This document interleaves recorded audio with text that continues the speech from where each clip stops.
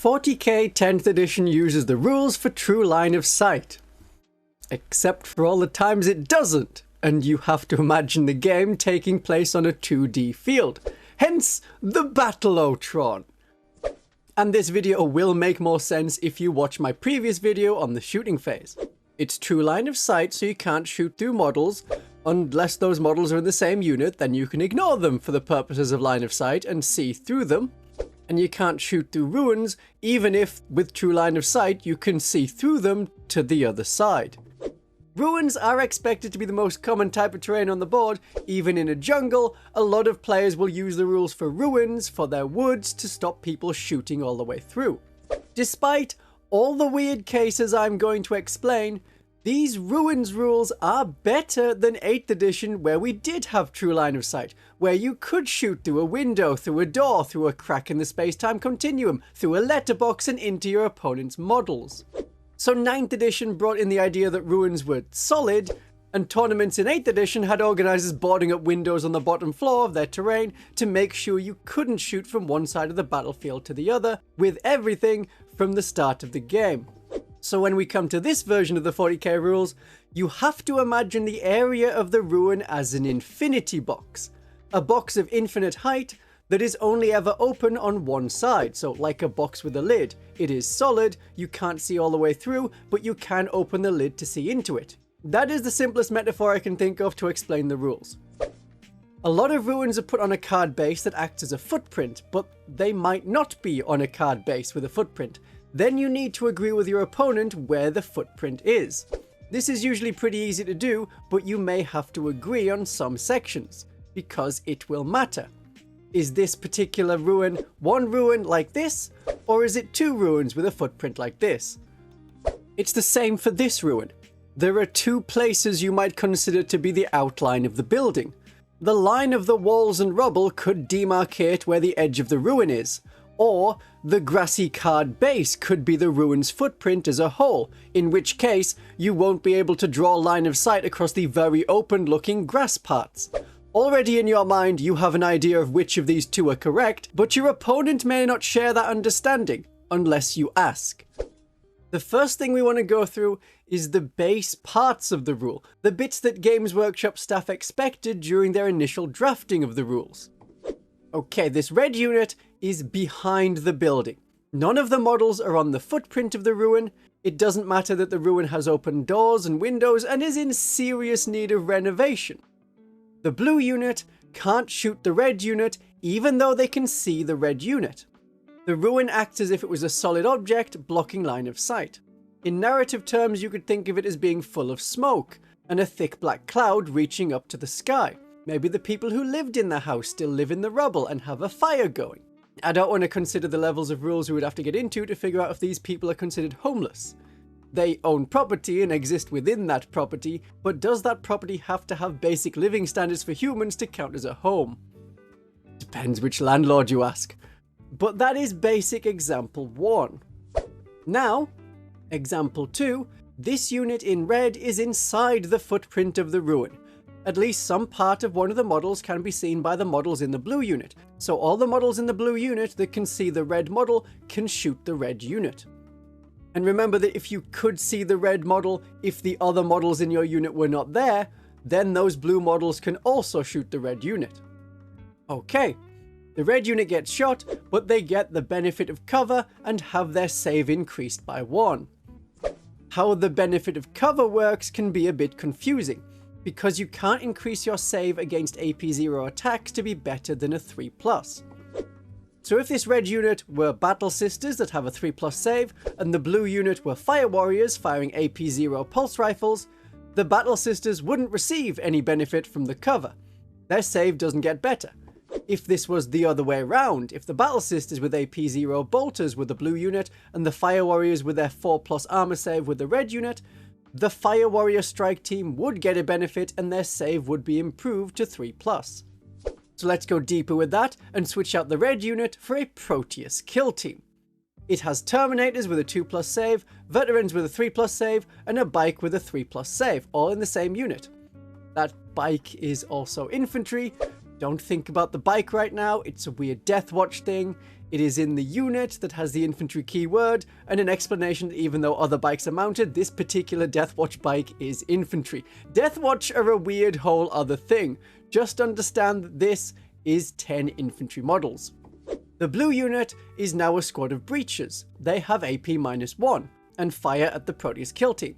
The Deathwatch Terminators can still save on a 2+, as the rule to have a max improved save from cover is only limited at AP 0. So AP -1 will still be enough to negate the benefit of cover. It's -1 and then +1, which overall is whatever your armor save was before. The AP -1 on the 3+ save veteran Marines would also let them keep the 3+ save because of the benefit of cover. They get the benefit of cover, but not against AP 0 attacks. If there were two opposing units firing at each other within the ruin, then both of them would get the benefit of cover. Whether you get cover depends on if you are in the footprint, not if you're drawing line of sight like across a bit that isn't in the footprint or partially within the footprint. If you're in the ruin, you get cover, so a unit in the ruin shooting at another unit also in the same ruin, the unit being shot at will get the benefit of cover. And line of sight within the ruin is determined normally. Alright, let's combine those first two examples. We have this red unit with one model in the building. They can be shot by Unit A, and they can take more than one casualty. This is something I explained in the previous video. You don't stop taking wounds when all of the models in line of sight have been killed. Shooting is done against the unit, although armor saves are rolled based on the cover of the individual. So the squad loses 2 models, but importantly they lose the one model that was inside the footprint of the ruin. They now can't be shot by Squad B, as they chose to remove the one model in the ruin that was in line of sight. And you determine if you can shoot enemy models when the attacking unit declares its targets. So all the models in Unit A fired at the same time and killed some enemies. At this point, the models in Unit B can no longer see the target, so they can't shoot. That is infantry. Infantry is sort of one of the easier ones. It gets very different when we're dealing with other creatures. So what about tanks and monsters? Well, anything that's really big. This is a psychophage. Everyone say hello to the psychophage. Hello, psychophage. I'm going to kill you. The psychophage has its posterior protruding from the building. Its base is sticking out of the back of the ruin, so it is part in and part out of the ruin. The rules in this situation are that it can't shoot out. It is counting for itself as if it were behind the building and can't see through the building, but everyone else in your opponent's army can shoot it if they can see some part of the model because it is counted as being within the building. This is the worst situation, and it can only get worse by saying, "Help me step, bro." Vehicles are determined if they are inside if all parts of them are inside of the ruin's footprint. So a Lehman Russ Vanquisher with its long cannon could have the hull totally within the building, but if its long gun barrel sticks out, it suffers the same situation of not being able to shoot out of the ruin, but it can be shot. Remember, for things like the turret and the aerial and anything sticking up, the ruin's footprint is infinitely vertical. That is how it works when your base or your, the main part of the model is in the ruin. But there are different rules when the model is out of the ruin, but some part of it is sticking in. A little bit of your model is in the footprint, but the base is not in the ruins. This is an extra complicated bit in the video that is already complicated. I'm gonna need my glasses, just a second. Okay. We know that visibility is based on true line of sight. We know that if you are in a ruin and can be seen, you can be shot. We know that you draw line of sight to any part of the enemy model, but here is the situation where you don't. If a model has a sword or wings that overhang the hypothetical vertical infinity cylinder of their base, and that part of the model that overhangs the base is inside a ruin's area terrain footprint, you don't count that part of the model. Here is Magnus with his massive wings. The base is behind the ruin from the point of view of the shooting purple unit, but the wing is visible to them. But you can't shoot Magnus. There was a change to the errata. For models with a base, the model's base is used to determine if it is not within, or wholly within a ruin. And for the purposes of visibility into or through a ruin, visibility to and from a model that overhangs its base is determined only by its base and parts of the model that do not overhang its base. So you imagine an infinite cone around the base. Any part of the model that is outside that cone and inside the area footprint infinity tower of a ruin isn't counted as being within a ruin. In my previous video, I gave a similar example, and a lot of people, quoted this errata to me. But in the example I gave in that video, it doesn't apply. And I didn't just make this video to show that I am right and they are wrong. Here is my example from the previous video. A Dark Eldar raider can fire its dark lance from its prow sticking out from behind a building at the wingtips of Magnus the Red, whose base is fully behind the building but the wingtips are sticking out. This is normal in 10th edition. So here is the Battletron version of that with a top-down viewing. You determine your visibility as normal with true line of sight, but it's only for the purposes of visibility into or through a ruin that you don't count the overhanging parts. Other than those situations, you count the overhanging parts. So the errata doesn't apply to this situation where the whole model, including overhanging bits, are outside of a ruin. It is used only in the previous example of the body parts overhanging the model for the purposes of visibility into or through a ruin, not shooting down the alley next to a ruin. And that is why pivoting the model matters. Either they are visible, but you can't shoot them, or they are visible and you can shoot them, but they get the benefit of cover because you can't see all of them. The ruin is in the way. So I assume that any minute now, people who thought I was wrong about the wings in the previous video will say, I was wrong, Christian von Carmian, you were correct. I quoted a rule unrelated to your example. I apologize unreservedly and accept your mercy. That happens all the time on the internet, so any minute now. It was probably communication. Does it make more sense when you can see it on the Battletron? Good. Those are big units with big wings, but we can get bigger. So big that I don't even need my glasses to see them anymore. Towering units are the big walkers that came over from Epic and Titanicus and Imperialis to bestride the tables using 40k rules. Visibility for towering units was an exception to the infinity box size ruin. They can be shot at and shot through multiple doors and windows. It made knights horrifying, and any tournament organizers who had boarded up the windows on the bottom floor in 8th edition were frantically boarding up the upper level windows with card.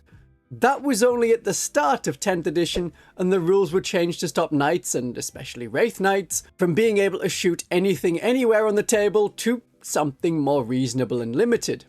Towering units are still another exception for visibility through a ruin. If the towering unit is in the ruin, even partially, with some part of its base in the footprint of the ruin, it can be seen normally with true line of sight. This is why the footprint often extends beyond the walls, so big knights can interact with them and be seen through them where they could not fit their base through the walls of a ruin, if the ruin walls were the outline of the ruin. This also means that towering units are exceptions to the tanks with the big hulls beneath their armored skirts. Vehicles can't shoot out of a ruin if part of their model is outside of the ruin, but a towering knight could. Aircraft kept their exception from the start of the edition. If you can see the aircraft model, it doesn't matter how many windows and bullet holes you have drawn line of sight through. If you can see a pipe from an aircraft model, you can shoot the model regardless of any number of ruins in the way. The exception to this exception is if the aircraft is in hover mode. Then it stops having the aircraft keyword and those rules don't apply. One last thing for shooting. Plunging Fire, a rule just for ruins. If you're shooting, you get an extra point of armor penetration on your attacks when you're firing at enemies on the ground. That could be ground level within the ruin or ground level on a street. You have to be more than 6 inches up from the ground, so on almost all of the Games Workshop terrain in the past 20 years, that means being up 2 levels. The older buildings were 3 inches to a level, the newer terrain is 5 inches up, and the gantries are 5 inches up as well. We have done shooting now. Shooting is over. That is the main interaction you will come up with for ruins, but there are movement rules to consider, and charge rules. The core rules on page 15 says you can't walk through walls, but you can climb up and over them. You just measure the vertical distance, then any horizontal distance, and then any vertical distance down, if you want to go down again. If you can fly, then you can measure that diagonally, and then diagonally again. But with ruins, infantry and beasts can walk through the walls. So flying infantry like Seraphim can fly straight through a wall, and the wall will remain intact with no comical outlines left behind. Anything that is mounted or a swarm or artillery that is not infantry, they would have to go up and over any walls. But the ruins rules also say you have to end a move on the ground floor with those kinds of models. But you will find that a lot of the levels don't go higher than one level, so that if you have like a dreadnought on the bottom floor, it can still attack a unit 5 inches up because engagement range is 5 inches vertically. Whereas being 6 inches or more up, yeah, you'd get Plunging Fire, but that's not going to come up a lot of tournaments because they want to have it so everyone can get into engagement range if they're as close as possible to them. Now with these movement rules, there are some exceptions. As always, at some point there will be more exceptions than units that actually follow the rules. Some of these exceptions come in the form of stratagems. The new Dark Angels detachment has a stratagem to let their Ravenwing bikers move through walls. The Imperial Guard Codex has another to let vehicles move through ruins instead of trying to find a gap to slide into. And the Tyranid Crusher Stampede lets its monsters move through terrain. Other exceptions get called out by name. Belisarius Kool and the Primarchs are monsters, even though Kool has more in common with vehicles than monsters. But they can move through a wall's ruin as if they were not there. They follow the rules more like for infantry than monsters, but only in this situation. This lets the big men keep up with the smaller big men Adeptus Astartes that the Primarchs have around. Is that all of the bad rules and strange interactions for ruins? No, but if I missed anything, I'm sure that, oh yes, of course. The wall charge blocking that you do to indicate to everyone around, not only do you have no friends, you want no friends. Even the combat units without ranged weapons are not immune to the strangeness of the ruin rules. This is called charge blocking with walls, or walling off units, or uninteractive walls. It has a lot of names, but here is a breakdown of what it is. There's a purple unit that's in cover. They are within a ruin with a wall around them, an L-shaped wall, why not? The black unit wants to charge. The purple models are just over 1 inch from the outside of the wall. This means that the enemy infantry in black, with an average 32mm base or larger trying to charge this unit, cannot fit their base within the gap between the wall and the purple models. The model won't fit. To complete a valid charge, you have to end within engagement range, which is 1 inch from the enemy, and end in base contact if you can. The rules anticipated something like this, that is why there is the 1 inch engagement range and not strict base to base. But because of the distance from the outside of the wall, where the black models may end up, to the purple models, it is more than 1 inch. So that is not a valid charge. The black models would not end in engagement range. Even though they are 4 inches away and rolled a 7 on 2d6 for their charge, they can't complete their charge legally and would have to measure around the edge of the building to get close, which means this short distance requires a 10-inch charge. But even if a 10 was rolled, that only gets 1 model in engagement range. With pile-ins, that is 4 models from a 10 model unit. It is crippling to units specializing in combat. And this can be used against the smallest of bases. The smallest base is 25mm, that is 1 inch. To be in engagement range, you have to be within 1 inch of your opponent. The wall, even the thinnest card wall, will be over 1mm. With very precise measuring, you can be 24.9mm from the wall, preventing base contact on your side of the wall, and also you'll be more than 1 inch away from the enemy models if they were on the other side of the wall. The tournament pack for Pariah Nexus alludes to this situation. It says to figure it out how you want to resolve it on your own. It is a known problem, and if the rules have designer's notes to say this shouldn't be happening, using this tactic is not a situation the rules intended for. It is a bug, not a feature. But doing it, especially outside of a tournament, puts you in a sort of exchange system. You may increase the percentage of games of 40k you win as you decrease the number of people willing to play with you. So how do we resolve it? And you can't say that this is just a tournament problem, as a lot of tournaments have workarounds to prevent this, and hopefully your casual games are not all with L-shaped ruins cut from the corner of a cardboard box. But if you need to do that to get playing, that's okay. The WTC tournaments in the past have treated infantry as being part of the wall and within the wall, and you place them on the side of the wall that they can actually fit on. Pile-in was then a bit more difficult as you had to remember where the model actually was. They were updated, and in about February 2024 they said, okay, you have a 2-inch engagement range if you would be in combat, if not for the terrain blocking your base. Basically taking the same approach as the barricades and fuel pipes terrain. If you were able to be in contact with normal 1-inch engagement range, then you do that. If you can fit the other side and be in base contact as normal, you have to do that. But if the charge would be successful, if not for the wall in the way, that is a completed charge. This is a simplified summary of that solution. The WTC document is 12 pages long trying to resolve the issue, and it has a lot of edge cases and extra exceptions. I've linked it in the description for you. Or, completely different from that, you could just agree that, no, we can't do that. Choose friendship. Choose life. Make good decisions today.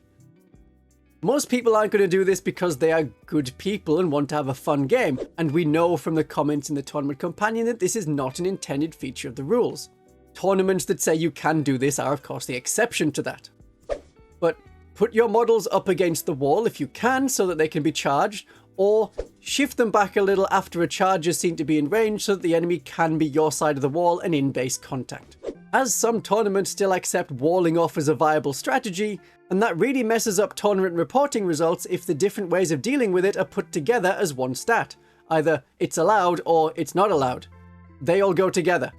If charge blocking is allowed, it favours an infantry army with fragile units that can't take a charge but can deliver one. Eldar, Dark Eldar, Genestealer Cult come to mind.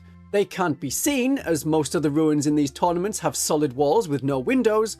They can't be charged easily, but as infantry, they can move through the wall and shoot and charge whoever they want.